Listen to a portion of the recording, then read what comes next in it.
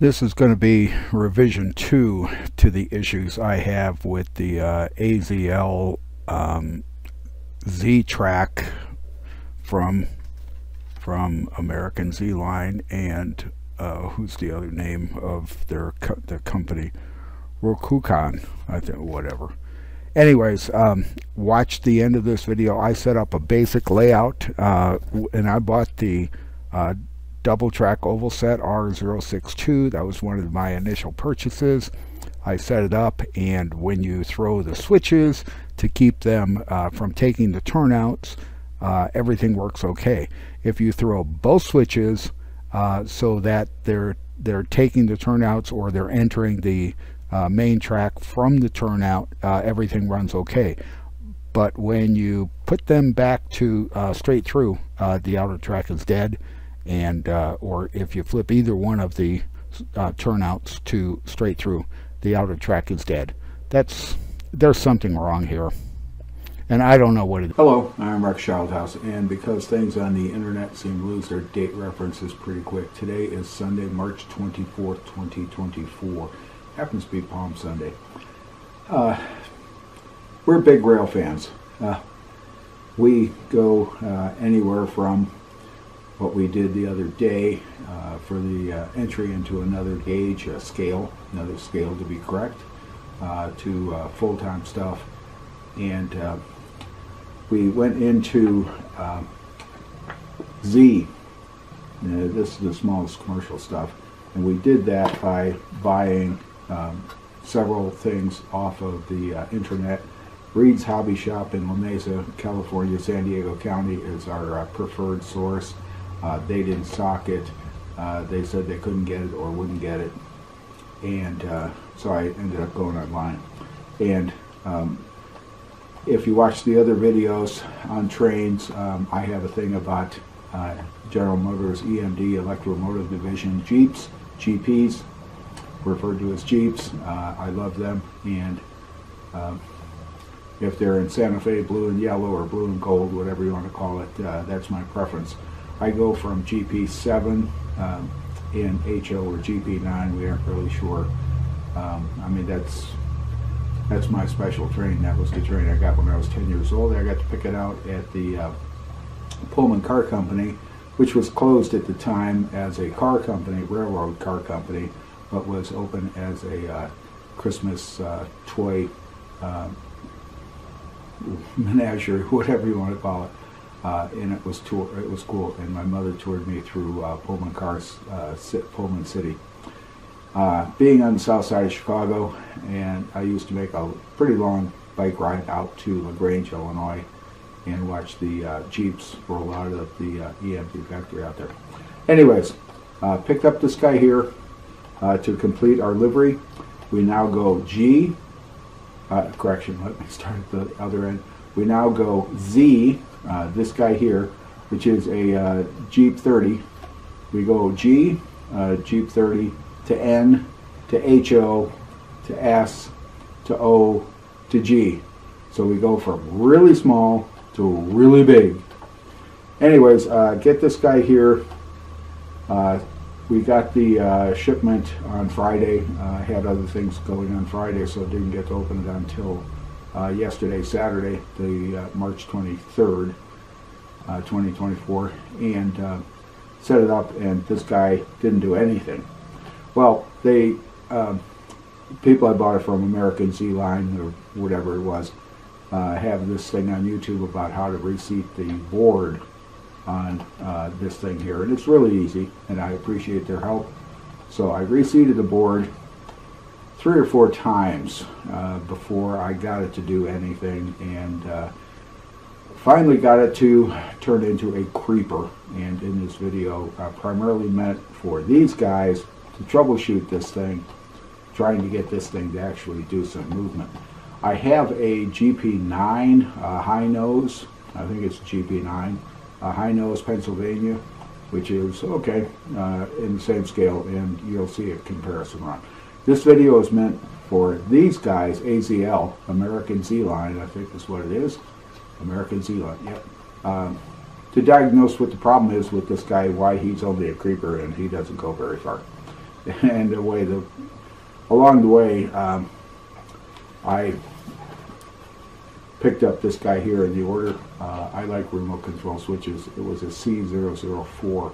Turned out that it should have been a C002. It says switch for accessories. I assumed it was the switch for the turnouts. I've got two of them. I don't know what I'm going to do with them. I'm going to sell those. Anyways, this video is to show American Z-Line, AZL, what this guy here does. He doesn't go very fast, and in comparison with the Jeep 9 Pennsylvania, he goes at about 1/3 speed. So something is not right, and I'm going to ask through this video American Z-Line to figure out what it is. Thanks for watching. Here's the sheet that came with the locomotive, so AZL knows they have a problem. It is a really good video. It tells you how to do it, gives you the confidence to do it, and you can either type in that YouTube Real Fun address, or you can search YouTube for AZL PCB board receipt and find it, and I find that to be a lot easier. I did feel comfortable taking this thing apart. They tell you that if you take it apart, it's still under warranty, so don't worry about it. And I'm going to email the link to this YouTube video to sales@ztrack.com and ask them, what do I do about getting this Jeep to actually become something other than a creeper? As I said in the introduction, I'm a EMD Jeep fan, GP fan. If I can get it that way, that's what I go for, preferably in the gold and yellow. And this goes from a Z, the GP-30, that was from AZL, and that's what this video is made for. The GP-40 is N gauge. The HO is either a GP-7 or GP-9. We're not really sure, probably a GP-7. The S is a GP-20, and the O is a GP-20 as well, and the G is a GP-38. And with that, my livery, as far as I'm concerned, is complete. If we pick up another engine in any of these scales, preferably it'll be in Santa Fe blue and yellow, and it'll be a Jeep. However, I do like steam, so obviously Jeeps aren't steam, so we'll pick up steam stuff maybe. Just one of those comments. This guy here showed up in the starter kit that I bought to get this whole thing started. The Z gauge started, and one of the axles wheel sets had fallen out of the truck, and it was fun to get back in. It's a very, very small scale. We do not intend to do a whole lot with Z. We just got it to complete the span of commercial model railroading. This video is a video to show the issue I have with the Jeep 30, the AZL Jeep-30, GP-30. And currently my AZL Jeep 7 is on the track, and it's at full throttle, and it's doing okay. I'm going to bring it to a stop, replace it with the Jeep 30,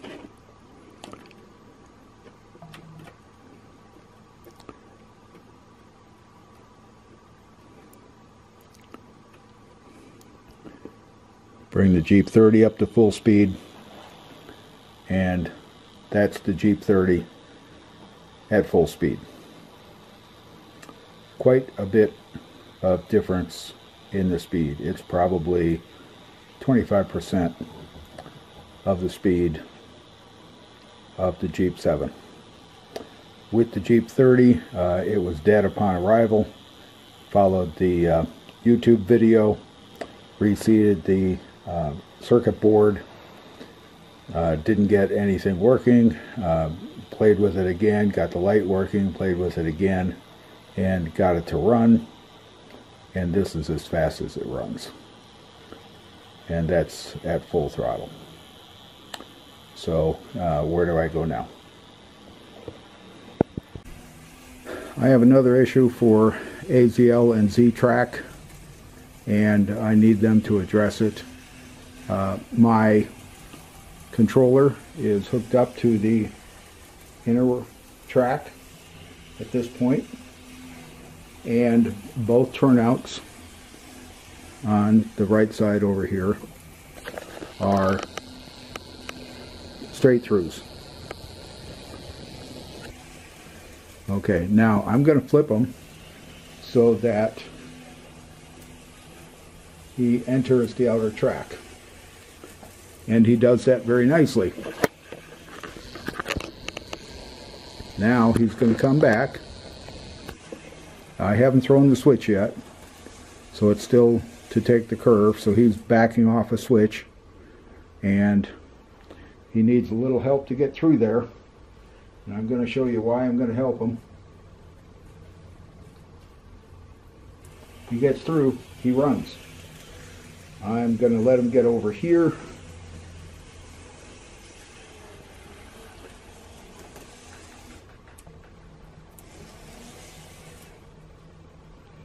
I put the switch so it's a straight through, and he stalls. And there's no voltage on that track anymore.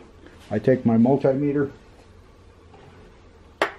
and there's no voltage on that track. Flip it back to straight. He's running backwards. He's running through a switch wrong way, and now his wheels aren't on. Let him get over to a straight track.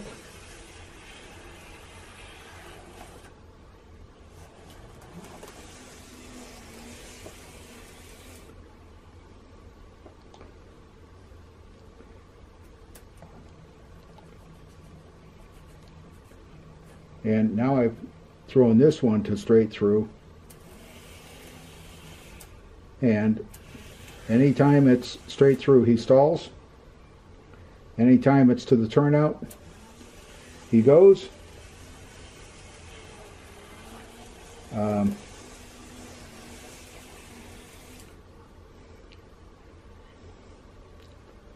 So there's a conductivity issue between, and they don't appear to be shorting out because the green light on the controller is staying on. So this is another issue for Z-Track and AZL. I want answers to this, because a turnout without switches is called an oval, and I'm not interested in a $400 oval. That's ridiculous.